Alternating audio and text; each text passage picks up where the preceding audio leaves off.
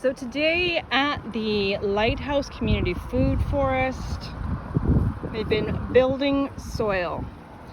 What's wood chips have to do with building soil? Well, wood chips are going to help do a few different things. They are going to break down, especially clay, and they're going to add nutrients because wood chips versus bark mulch, wood chips have the green matter. So it's when a tree topping company goes and they take the limbs off, and so everything gets chipped. So you have the green matter, which gives you that nitrogen that helps to break down the actual wood, the carbon, and together, just like in the forest, they will break down and create beautiful soil. We started on one side today. I'm going to say thanks to Claire Askew for coming out and lending a hand. And so went through and went around our different guilds, took out the biggest of some of our perennial plants, and we'll call them weeds, yes, it's true. And then, so the things like chicory, some dandelion, and those, you can always chop and drop them back onto the soil, but remove those to create that sort of edge, and then added a layer of newspaper. You can sort of see some of that. Water that down so it sort of molds to the soil, and then added a good 3 inches of this wood chip. And so that has created a little bit more definition again. Not only are we building soil by allowing the wood chips to break down, we are also suppressing weeds. So with a thick enough layer and with that extra barrier, whether it be cardboard or whether it could be fabric, although fabric is plastic, so whereas cardboard and newspaper will become soil, those are some of the 2 barriers that you can use. And then a really good layer of wood chips. That's your weed suppression. And now notice I'm not saying stop weeds. Weeds can still grow up through it, and weed seeds can blow onto it. But it helps. It reduces them, and it also makes them easier to pull up in the end. It also maintains a lot of moisture. So underneath that is going to be when it rains, it soaks it in, it releases it. And so it maintains moisture, suppresses weeds, builds soil by breaking down clay especially and adding nutrients. And also it really all the earthworms and all the little microbes, they come up with that material on top.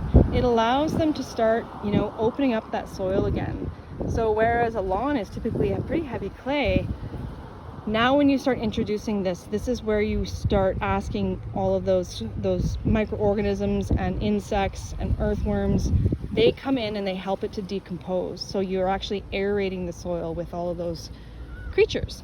And so then the other last thing that's sort of different with wood chips is wood chips do bring in a fungal network. So wood is fungally dominated. Same with leaf molds and things like that. So perennial plants and in the forest, everything is based on mushrooms, fungus, the mycelium network. By introducing wood chips into your garden, you are now going to be introducing mycelium. You're going to introduce fungal spores. And it's not it's not going to grow mushrooms or anything, but what it does is it creates a network underground. And it's the network of mycelium fingers, so to speak, working and reaching into the soil, and they do this really amazing exchange with the plants to give an exchange of sugars, which the plant uses for the nutrients that it needs too. So it's pretty incredible what wood chips can do. They are a free resource if you can connect yourself with a tree topping company.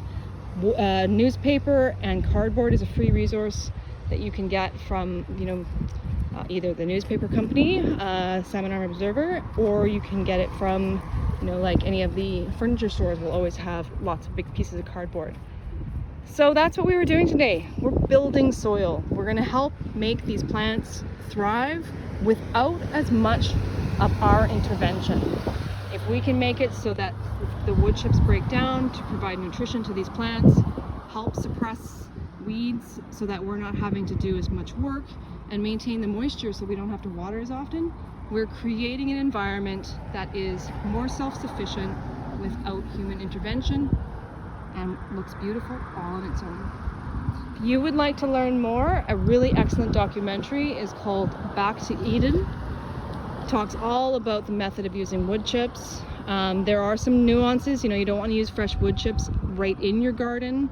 There are some issues with nitrogen robbing, so this is where you use it in your perennial landscaping like this, because that's not a competition with the nitrogen right at the surface. You can use wood chips in your garden, but there are some techniques that you need to know about. So it's a great documentary, and of course you can always ask us. We will answer your questions, or come by the food forest at the Salvation Army here, the market at the Lighthouse, and come and check it out. Read the signs, interact. I'm here on Wednesdays.